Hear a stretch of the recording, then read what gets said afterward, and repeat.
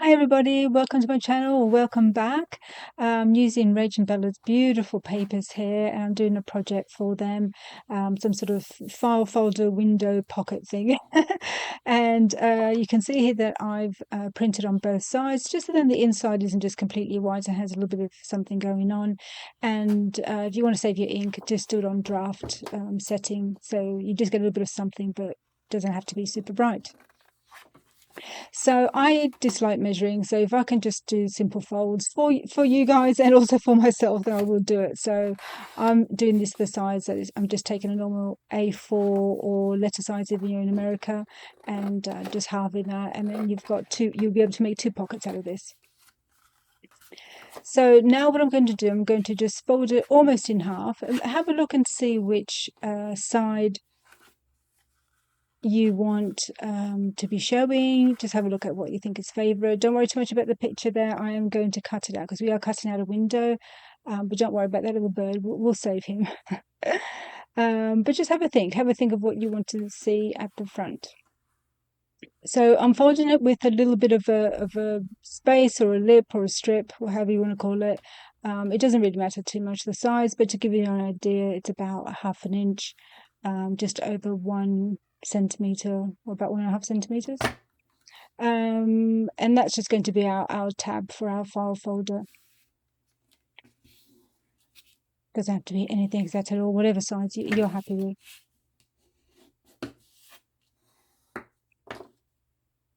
I'm just taking my pencil here and lightly running it down there so then I can see where to cut. And then I'm just going to eyeball the sides of what will be the tab. If you're not confident in this, I mean, it really doesn't have to be exact. And honestly, mine's even, and nobody's really going to tell. This is sometimes some things you have to measure well, and other times you can get away with it a little bit. But if you prefer, use a credit card or something like that to get your corners. So just taking that strip off and nipping off the other end as well. Super simple. And you've got yourself a file folder almost immediately, haven't you? And you can always even those angles out a little bit if you think that they're too wonky or something. Okay, so for a window, you can make a little slit of a window at the bottom, almost like an envelope. You can do a slit at the top, you can do one in the middle. You can do the entire thing if you like. Really up to you. I'm going to do a largish window underneath the tab. I think that will sit nicely. It's a nice spot for it to sit. But completely up to you. Do whatever you like. And then just have a little measure of your space and just see what sort of size is going to look right. It doesn't matter. Like I said, it's just completely up to you what you want to do, whatever makes you happy. The only thing I would suggest in the technical terms would be to leave yourself a bit of a space in the edges. I'm doing mine here about, just to give you an idea, it's about 6.5 centimeters across, which is, I think it's roughly 3 inches. But the main thing is give yourself a bit of space from the edges. I'm doing about 1.5 centimeters. So about half an inch or something, and about 2 centimeters from the bottom. It just keeps your substrate a little more sturdy. Obviously, the more you cut out, the flimsier it's going to be. So a good edge will keep it sturdier, help it not rip the edges, that sort of thing. And it also gives a space for you to glue down your window or anything else like that, stitching, anything like that that you want to do. So just keep an eye there that whatever you measured from that edge, it's now on the inside. So whatever you measured on the left is on the right. It's just little silly things like that that I mix up myself. So I can't quite see that middle, so I'm going to just put a light bit of pencil mark so I can see what I'm doing. I really, really, really dislike measuring. If I can get away with it, I will. But unfortunately, for a window, I have to measure.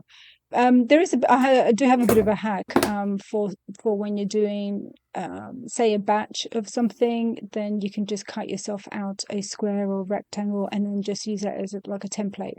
But if you're doing a one-off thing like this, then I'm measuring according to whatever size of whatever it is that I'm doing. So it's bespoke. And this is one of the things that you do want to get straight, because a wonky sort of window there will look really, really odd. it would stand out.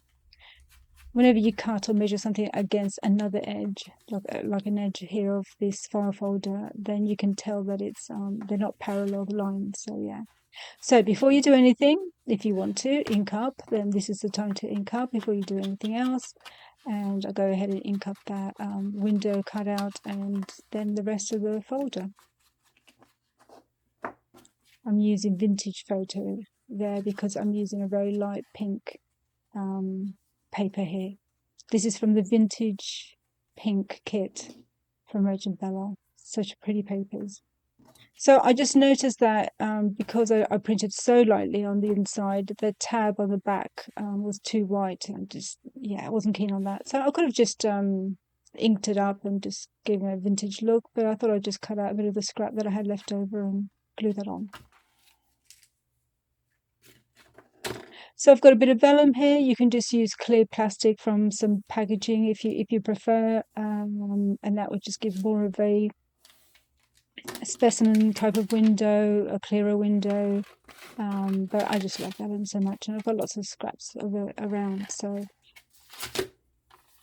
and always cut, larger than your window, so then you can glue it on.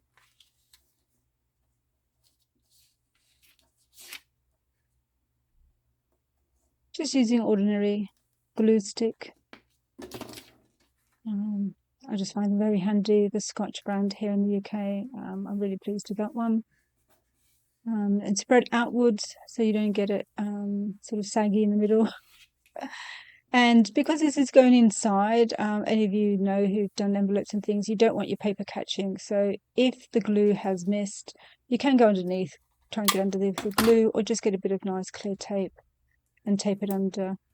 Because anything that's not stuck down, your papers get caught in it, and it can be just really annoying taking things in and out. Okay, so happy with that. It's looking good. And now I'm going to be stitching. And just have a think about what you want. Or you can see here I've done the stitching for the window, and it's quite mild, quite light because I've used a blue thread, so it's not coming out too much on the video, but you can see that. And just stitch out as you like, stitch neatly, stitch all wonky and grungy as much as you like. But as I was saying, have a think about how you want your stitching around your folder. So you can just stitch the edges, and then the 3 edges, of course, and stitch the top all in one go, and then it's all sealed up and ready to go, and there'll be stitching on the back. If you don't want stitching on the back, then do this before, do it flat out without stitching up the sides, and then it'll be like sort of faux stitching, and then you can just glue the edges together. If you want stitching across the top, but you do want to stitch your folder together, then just do that first and then go back. So lots of options. I've done it here where it's faux stitching, and I want stitching at the top as well, and I didn't want stitching on the back. So lots of options, but just have a moment to have a think of how you want it to look before you start any stitching at all, and then go from there. So now just using my tacky glue, one of my favourite glues really when it comes to sticking the sort of thicker stuff together, like card and thread in between, that sort of thing. And I'm just gluing up the 2 sides, and that will be it. That will be plenty.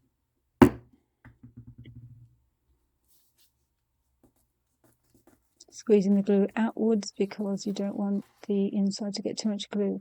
So here I've printed out from the same kit. These are just these lovely vintage sort of cards or little note bits of paper, and also these little labels. They're larger than this. This is just the size that I wanted to do them.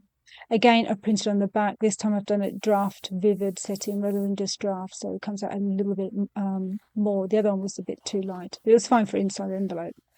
This one we're going to see. So when you get these really grungy, distressed edges of a digital, you might be a bit confused of what to do with them and retain the grunginess. Well, I don't feel that you really can retain it. I feel like you just have to grunge them up again afterwards, unless you're going to cut them out with white around them and let the grunginess of the digital show. It's just not a big deal. Just cut them as usual and then re-distress it. You can see here with my very technical tool, my serrated knife. I sometimes cut around bigger chunks, like if it's the print is like as if there's a big piece of paper or piece missing out. I don't know if that makes sense, but you know what I mean. So I may not cut straight. If there's big pieces, I'll cut them, and that just helps the distress start out. I'm not inking the sides like I normally would here. I'm really just you open up the paper fibers when you get distressing on the edges, so I'm just re-inking them up because they're already dark around the edges. So happy with those, and now I'm just having to think about which one is going to have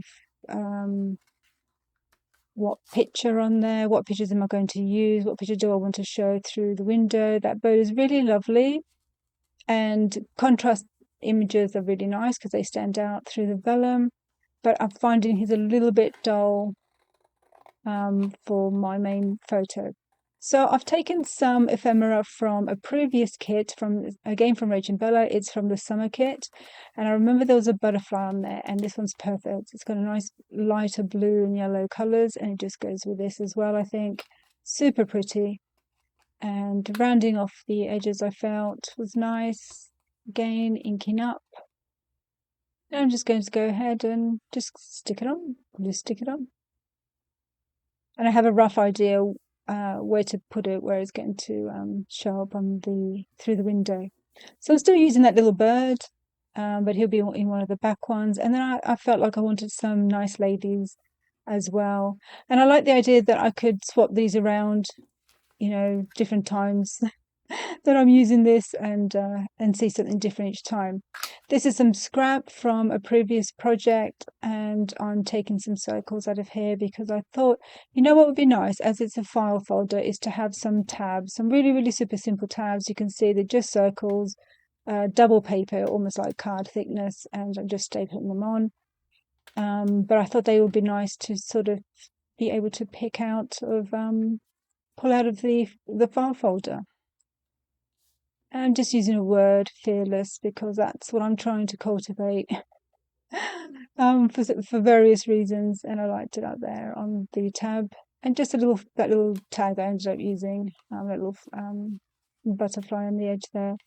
So really happy with these. I'm so glad that I added these little tabs because I think they are really useful to sort of pull them out, but they also look fun.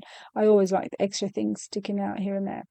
So I'm just thinking, my idea was to have it in a belly band. I think that would be really nice. A lacy tuck spot would be really nice as well. So I don't quite have a spot for it yet, but it'll be ready to fit in there when I do. Could go into a tuck spot, but preferably one on the right in this case because you want to see those tabs sticking out and that sort of thing. So thanks for being here. If you enjoyed my video, please give me a like or a subscribe and come and visit me at Boho Junk Journal. Bye for now.